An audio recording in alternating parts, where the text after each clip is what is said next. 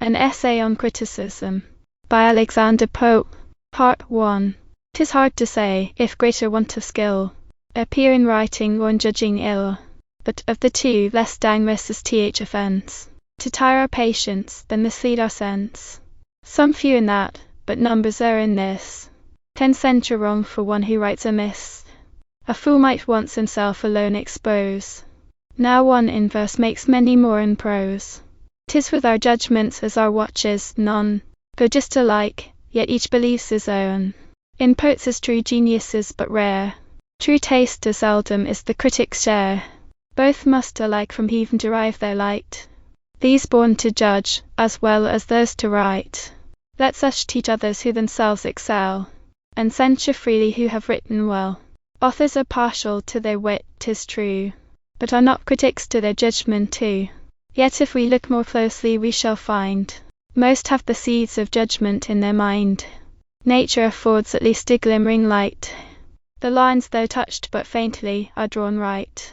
But as the slightest sketch, if justly tracked, is by ill colouring but the more discracked, so by false learning is good sense defacted.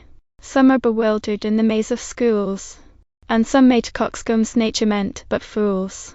In search of wit these lose their common sense, and then turn critics in their own defence. Each burns alike who can or cannot write, or with a rival's or in eunuch spite. All fools have still an itching to deride, and fain would be upon the laughing side. If Mevius scribble in Apollo's spite, there are who judge still worse than he can write. Some have at first for wits, then poets past, turned critics next, and prove plain fools at last. Some neither can for wits nor critics pass, as heavy mules are neither horse nor ass. Those half-learned witlings, numerous in our isle, as half-formed insects on the banks of Nile. Unfinished things, one knows not what to call their generation so equivocal. To tell 'em would 100 tongues require, or one vain wit, that might 100 tire. But you who seek to give and merit fame, and justly bear critic's noble name, be sure yourself in your own reach to know how far your genius, taste, and learning go. Launch not beyond your depth, but be discreet, and mark that point where sense and dullness meet. Nature to all things fixed the limits fit, and wisely curbed proud man's pretending wit. As on the land while here the ocean gains, in other parts it leaves wide sandy plains. Thus in the soul while memory prevails, the solid power of understanding fails. Where beams of warm imagination play, the memory's soft figures melt away. One science only will one genius fit, so vast is art, so narrow human wit. Not only bounded to peculiar arts, but often those confined to single parts. Like kings we lose the conquests gained before, by vain ambition still to make them more. Each might his several province well command, would all but stoop to what they understand. First follow nature, and your judgment frame by her just standard, which is still the same. Unerring nature, still divinely bright, one clear, unchanged, and universal light. Life, force, and beauty must to all impart, at once the source, and end, and test of art. Art from that fund each just supply provides, works without show, and without pomp presides. In some fair body thus th informing soul, with spirits feeds, with vigour fills the whole. Each motion guides, and every nerve sustains, itself unseen, but in th effects, remains. Some to whom heaven in wit has been profuse, want as much more to turn it to its use. For wit and judgment often are at strife, though meant each other's aid, like man and wife. 'Tis more to guide, than spur the muse's steed, restrain his fury, than provoke his speed. The winged courser, like a generous horse, shows most true mettle when you check his course. Those rules of old discovered, not devised, are nature still, but nature methodist. Nature, like liberty, is but restrained by the same laws which first herself ordained. Here how learned Greece her useful rules indites, when to repress, and when indulge our flights. High and Parnassus top her sons she showed, and pointed out those arduous paths they trod. Held from afar, aloft th immortal prize, and urged the rest by equal steps to rise. just precepts thus from great examples given. She drew from them what they derived from heathen. The generous critic found the poet's fire, and taught the world with reason to admire. Then criticism the muse's handmaid proved, to dress her charms and make her more beloved. But following wits from that intention strayed, who could not win the mistress, weep the maid. Against the poets their own arms they turned, sure to hate most the men from whom they learned. So modern apothecaries taught the art, by doctors' bills to play the doctor's part, bold in the practice of mistaken rules, prescribe, apply, and call their masters fools. Some on the leaves of ancient authors prey, no time nor moth e'er spoiled so much as they. Some dryly plain, without invention's aid, write dull receipts how poems may be made. These leave the sense, their learning to display, and thus explain the meaning quite away. Ye then whose judgment the right course would steer, know well each ancient's proper character, his fable, subject, scope in every page, religion, country, genius of his age. Without all these at once before your eyes, cavil you may, but never criticize. The Homer's works your study and delight, read them by day and meditate by night. Thence form your judgment, thence your maxims spring, and trace the muses upward to their spring. Still with itself compared his text peruse, and let your comment be the Mantuan muse. When first young Marin is boundless mine, a work he at last immortal Rome designed, perhaps he seemed above the critic's law, and but from nature's fountain scorned to draw. But when he examined every part he came, nature and Homer where he found the same. Convinced, amazed, he checks the bold design, and rules as strict his laboured work confine, as if the Stagirite ulked each line. Learn hence for ancient rules a just esteem, to copy nature's to copy them. Some beauties yet, no precepts can declare, for there's a happiness as well as care. Music resembles poetry, and each, a nameless graces which no methods teach, and which a master hand alone can reach. If, where the rules not far enough extend, since rules were made but to promote their end, some lucky license answers to the full. Th intent proposed, that license is a rule. Thus Pegasus, a nearer way to take, may boldly deviate from the common track. Great wit sometimes may gloriously offend, and rise to faults true critics dare not mend. From vulgar bounds with brave disorder part, and snatch a grace beyond the reach of art, which, without passing through the judgment, gains the heart, and all its end at once attains. In prospects, thus, some objects please our eyes, which out of nature's common order rise, the shapeless rock, or hanging precipice. But though the ancients thus their rules invade, as kings dispense with laws themselves have made, moderns, beware, or if you must defend against the precept, ne'er transgress its end. Let it be seldom, and compelled by need, and have, at least, the precedent to plead. The critic else proceeds without remorse, seizes your fame, and puts his laws in force.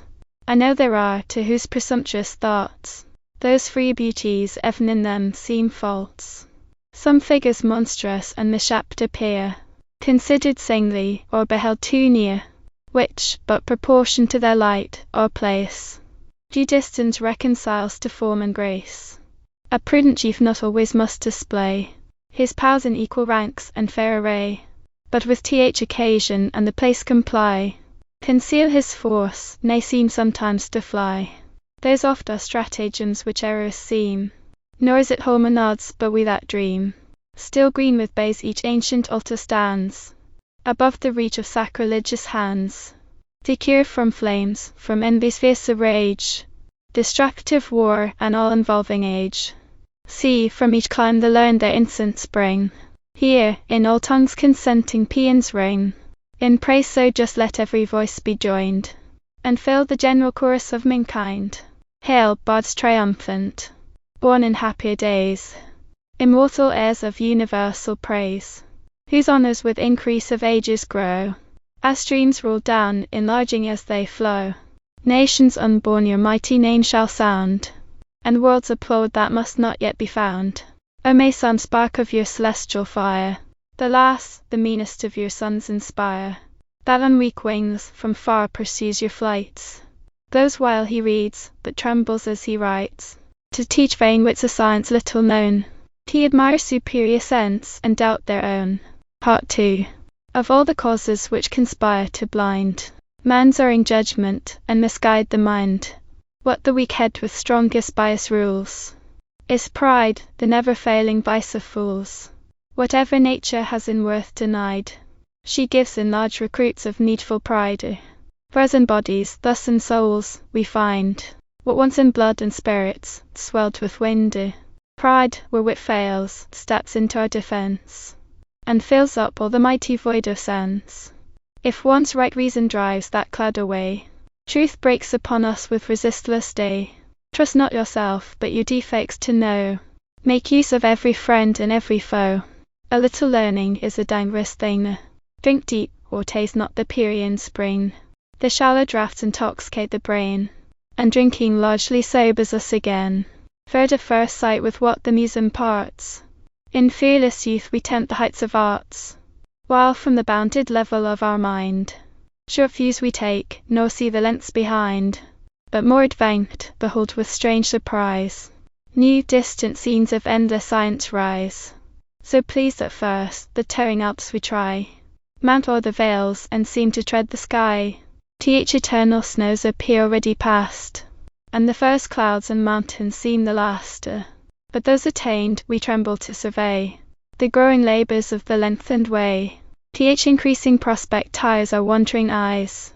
Hills peep o'er hills, and Alps on Alps arise. A perfect judge will read each work of wit, with a sane spirit that its author writ. Survey the whole, nor seek slight faults to find, where nature moves, and rapture warms the mind. Nor lose, for that malignant dull delight, the generous pleasure to be charmed with wit. But in such lays is neither ebb nor flow, correctly cold, and regularly low, that shunning faults one quiet tenor keep. We cannot blame indeed, but we may sleep. In wit, as nature, what affects our hearts, is not th exactness of peculiar parts. 'Tis not a lip, why, we beauty call, but the joy force and full result of all. Thus when we view some well-proportioned dome, the world's just wonder, and heaven thine, O Rome, no single part's unequally surprised, all comes united to th admiring eyes. No monstrous height, or breadth, or length appear, the whole at once is bold and regular. Whoever thinks a faultless piece to see, thinks what ne'er was, nor is, nor e'er shall be. In every work regard the writer's end, since none can compass more than they intend. And if the means be just, the conduct true, applause, in spite of trivial faults, is due. As men of breeding, sometimes men of wit, to avoid great errors, must the less commit. Neglect the rules each verbal critic lays, for not to know such trifles is a praise. Most critics, fond of some subservient art, still make the whole depend upon a part.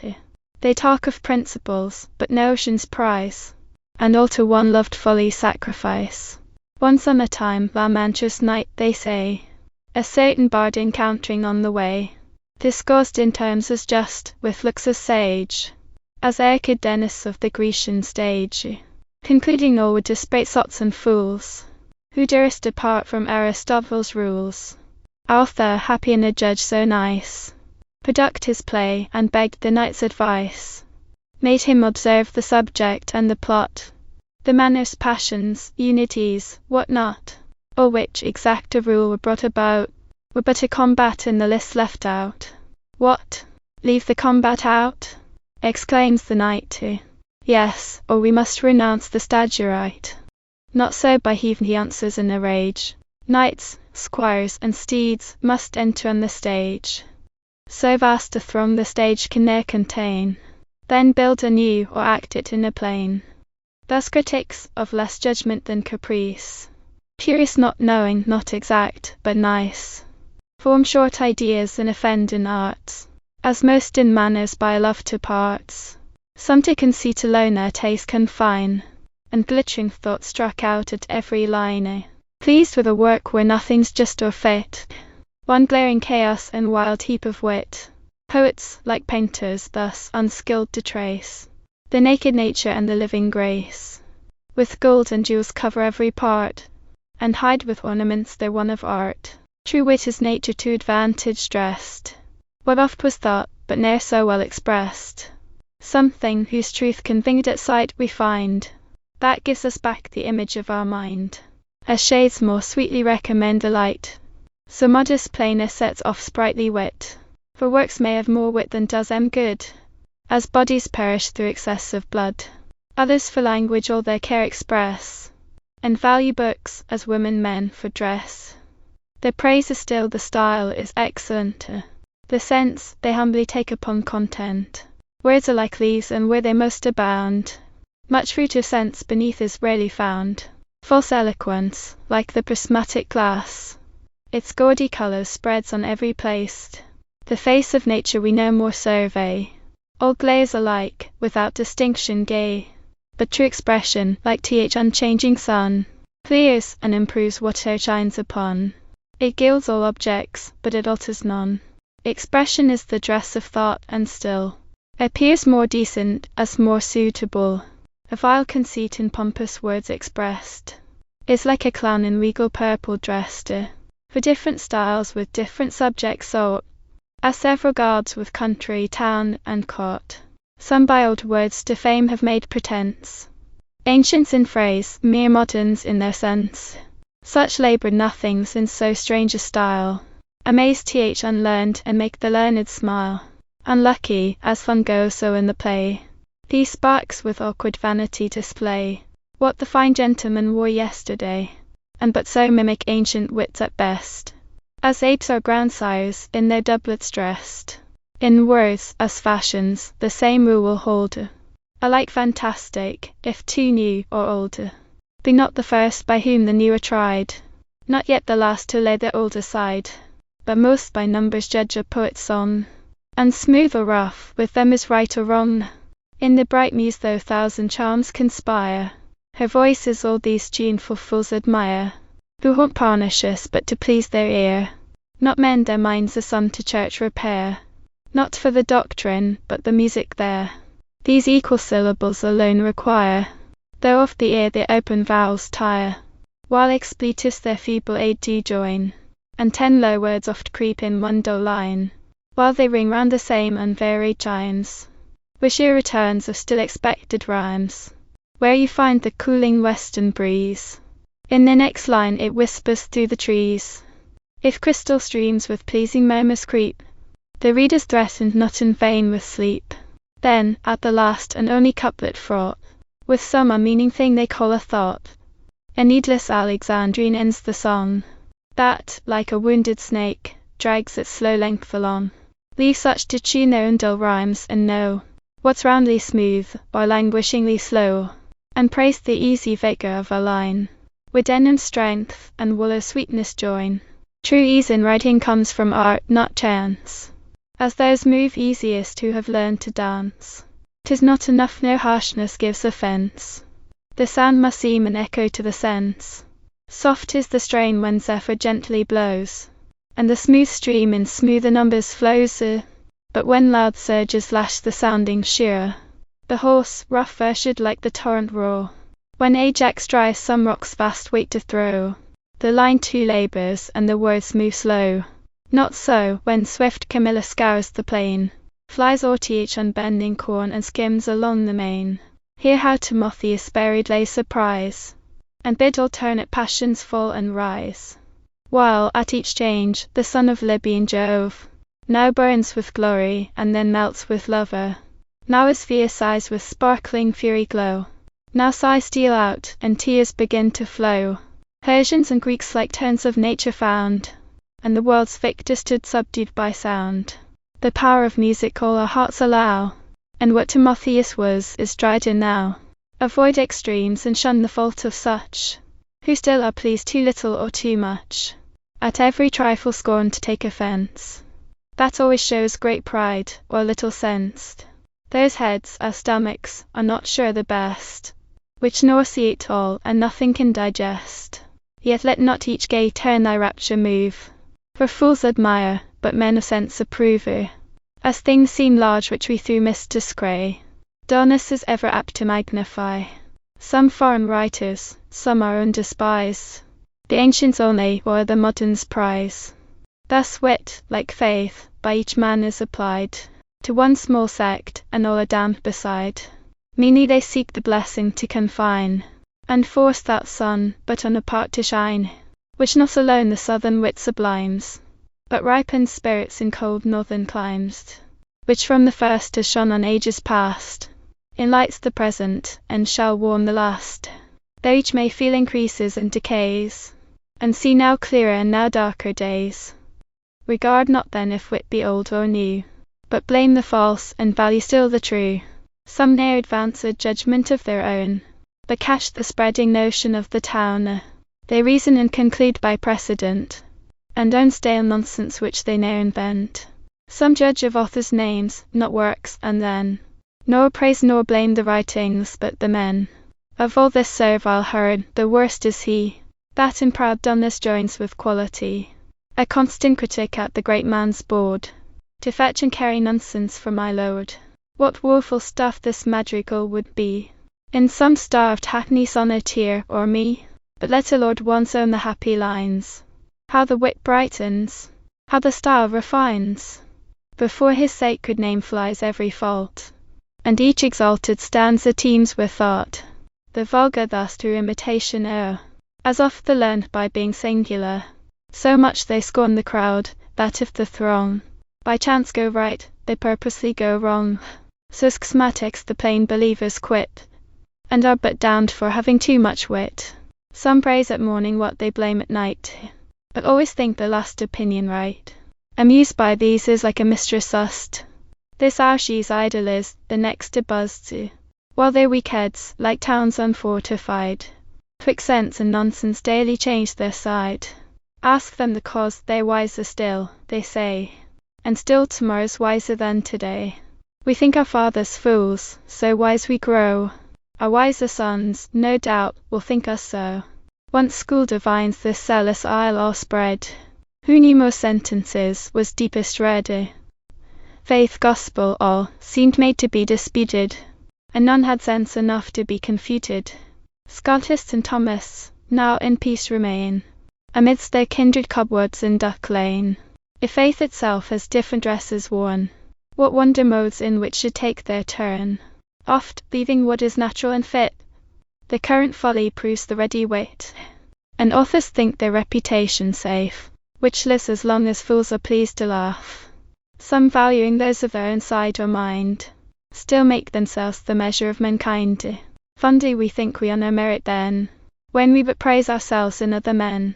Parties in wit attend on those of state, and public faction doubles private hate. Pride, malice, folly against Dryden rose, in various shapes of parsons, critics, beaux. But sense survived, when merry jests were past, for rising merit will buoy up at last. Might he return, and bless once more our eyes, new Blackmores and new Melbournes must arise. Nay, should great Homer lift his awful head, Zoilus again would starve up from the dead.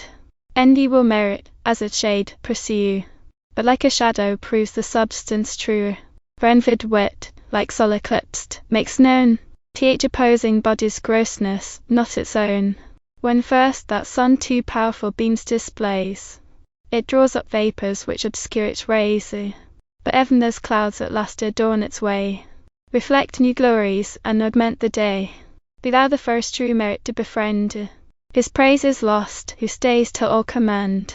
Short is the date, alas, of modern rhymes, and 'tis but just to let life betimes. No longer now that golden age appears, when patriarch wit survived 1,000 years. Now length of fame our second life is lost, and bare 60 is all ever that can boast. Our sons their fathers' failing language see, and such as Chaucer is, shall Dryden be. So when the faithful pencil has designed some bright idea of the master's mind, where a new world leaps out at his command, and ready nature waits upon his hand, when the right colours soften and unite, and sweetly melt into just shade and light, when mellowing years their full perfection give, and each bold figure just begins to live, the treacherous colours the fair art betray, and all the bright creation fades away. Unhappy wit, like most mistaken things, atones not for that envy which it brings. In youth alone its empty praise we boast, but soon the short-lived vanity is lost. Like some fair flower the early spring supplies, that gaily blooms, but even in blooming dies. What is this wit, which must our cares employ? The owner's wife, that other men enjoy. Then most our troubles still when most admired, and still the more we give, the more required. Whose fame with pains we guard, but lose with ease. Sure some to vex, but never all to please. 'Tis what the vicious fear, the virtuous shun. By fools 'tis hated, and by knaves undone. If wit so much from ignorance undergo, I let not learning to commence its foe. Of old those met rewards who could excel, and such were praised who but endeavoured well. Though triumphs were to generals only due, crowns were reserved to grace the soldiers too. Now they who reach Parnassus' lofty crown, employ their pains to spurn some others down, and while self-love each jealous writer rules, contending wits become the sport of fools. But still the worst with most regret commend, for each ill author is as bad a friend. To what base ends, and by what abject ways, are mortals urged through sacred lust of praise, are ne'er so dire a thirst of glory boast, nor in the critic let the man be lost. Good nature and good sense must ever join, to err is human, to forgive divine. But if in noble mind some dregs remain, not yet purged off of spleen and sour disdain, discharge that rage on more provoking crimes, nor fear death in these flagitious times. No pardon vile obscenity should find, though wit and art conspire to move your mind. But dullness with obscenity must prove as shameful sure as impotence in love. In the fat age of pleasure, wealth, and ease, sprung the rank weed, and thrift with large increased. When love was all an easy monarch's care, seldom at council, never in a war, guilt ruled the state, and statesmen fast as writ. Nay, wits had pensions, and young lords had wit. The fair sat panting at a courtier's play, and not a mask went unimproved away. The modest van was lifted up no more, and virgins smiled at what they blushed before. The following license of a foreign reign did all the dregs of bold Sosthenes drain. Then unbelieving priests reformed the nation, and taught more pleasant methods of salvation, where heathens free subjects might their rights dispute, lest God himself should seem too absolute. Puppets their sacred satire learned to spare, and vice admired to find a flatterer there. Encouraged thus, wit's titans braved the skies, and the press groaned with licent blasphemies. These monsters, critics, with you dart engage, here point your thunder and exhaust your rage. Yet shun their fault, who, scandalously nice, will needs mistake an author into vice. All seems infected that teach infected spy, as all looks yellow to the John Dick eye. Part 3. Learn then what morals critics ought to show, for 'tis but half a judge's task to know. 'Tis not enough taste, judgment, learning join. In all you speak, let truth and candour shine, that not alone what to your senses due, all may allow, but seek your friendship too. Be silent always when you doubt your sense, and speak, though sure, with seeming diffidence. Some positive persisting fops we know, who, if once wrong, will needs be always so. But you with pleasure on years past, and make each day a critic on the last. 'Tis not enough, your counsels still be true.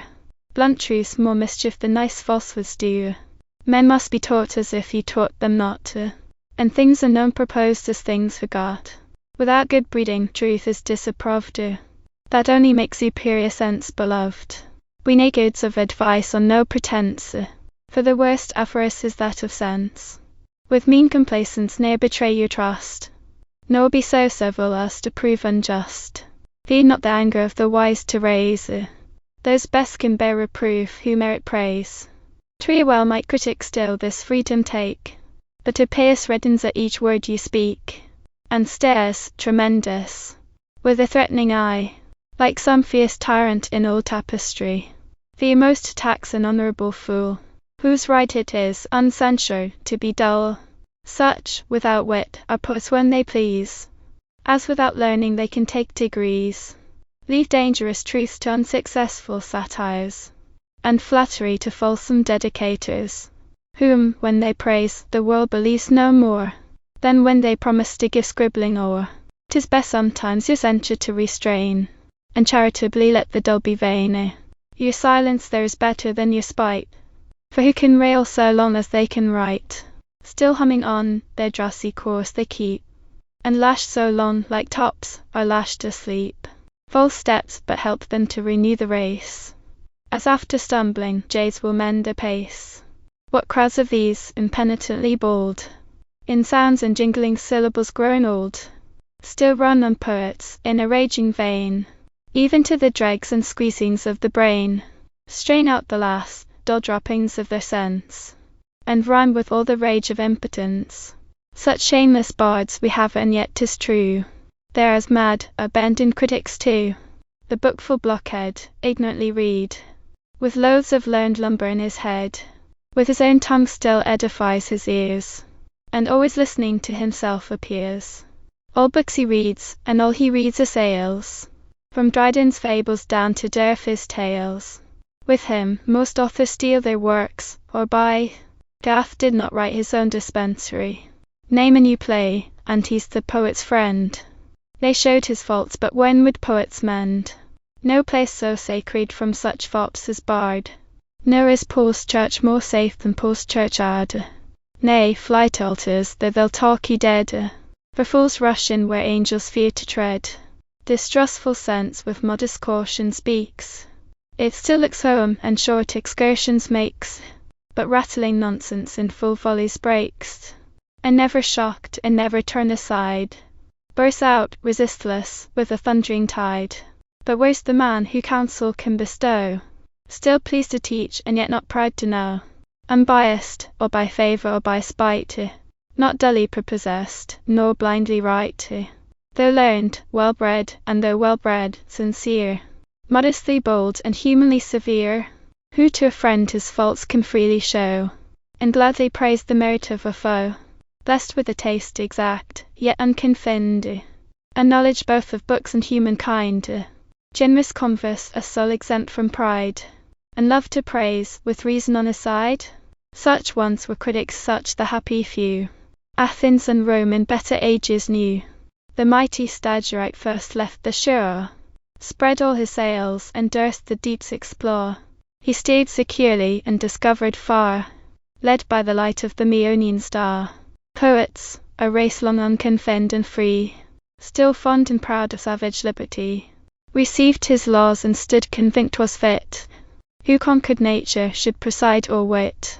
Horace still charms with graceful negligence, and without methods talks us into sense, will, like a friend, familiarly convey the truest notions in the easiest way.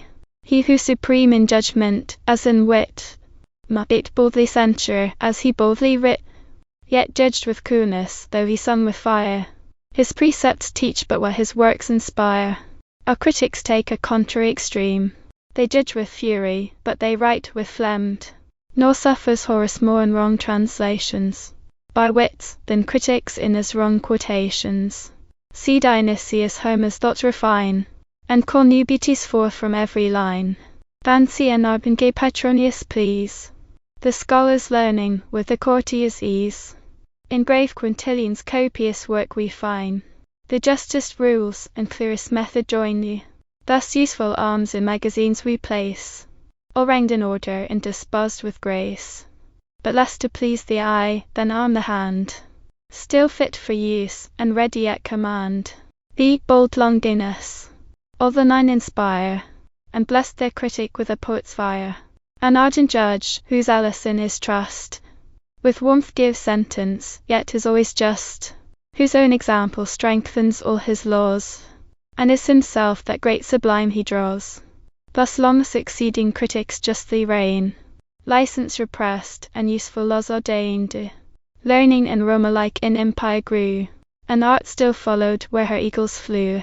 From the same foes at last both felt their doom, and the same age saw learning fall, and Rome with tyranny then superstition joined. As that the body this enslaved the mind, much was believed, but little understood. and to be dull was construed to be good. A second deluge learning thus o'errun, and the monks finished what the Goths begun. At length Erasmus, that great, injured name, the glory of the priesthood and the shame, stemmed the wild torrent of a barbarous age, and drove those holy Vandals off the stage. But see, each muse in Lear's golden days starts from her trance and trims her withered bays. Rome's ancient genius, o'er its ruins spread, shakes off the dust and rears his reverend head. Then sculpture and her sister arts revive. Stones leaped to form, and rocks began to liver. With sweeter notes each rising temple rung, a Raphael painted, and a Vida sung. Immortal Vida, on whose honoured brow the poet's bays and critic's ivy grow. Cremona now shall ever boast thy name, as next in place to Mantua, next in fame. But soon by impious arms from Latium chased, the ancient bounds the banished muses passed. Thence arts o'er all the northern world advance, but critic learning flourished most in France. The rules a nation born to serve obeys, and Boileau still in right of Horace ways. But we brave Britons, foreign laws despised, and kept unconquered and uncivilized, fierce for the liberties of wit and bold, we still defied the Romans as of old. Yet some there were, among the sounder few, of those who less presumed and better knew, who durst assert the juster ancient cause, and here restored wit's fundamental laws. Such was the Muse, whose rules and practice tell nature's chief masterpiece is writing well. Such was Roscommon, not more learned and good, with manners generous as his noble blood. To him the wit of Greece and Rome was known, and every author's merit but his own. Such late was Wash, the Muse's judge and friend, who justly knew to blame or to commend. To failings mild, but zealous for desert, the clearest head and the sincerest heart. This humble praise, lamented shade, receive. This praise at least a grateful Muse may give. The Muse whose early voice you taught to sing, prescribed her heights and pruned her tender wing. Her guide now lost no more attempts to rise, but in low numbers short excursions tries. Content, if hence th unlearner once may view, the learned reflect on what before they knew. Careless of censure, nor too fond of fame, still pleased to praise, yet not afraid to blame. Averse alike to flatter or offend, not free from faults, nor yet too vain to mend.